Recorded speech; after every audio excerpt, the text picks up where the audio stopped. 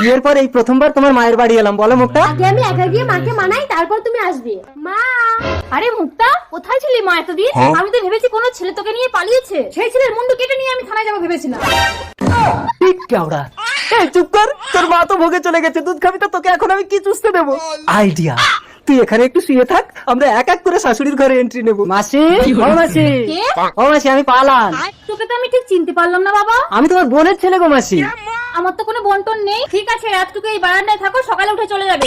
এই চলে আয় মুক্তা। আরে আরে আরে, সর্বনাশ, দেখদিনি দুধের বাচ্চা রেখে মা ঢুকে গেল, এখন আমি একে কি চুষতে দেবো রে? ঘুমা, এ বাচ্চার কাছে থাকলে আমার সব চুষে নেবে, আমি পালাই। এই মুক্তা, এই ছেলেটা কি জাদু জানে? একটা ছোট্ট বাচ্চা হয়ে গেছে রে।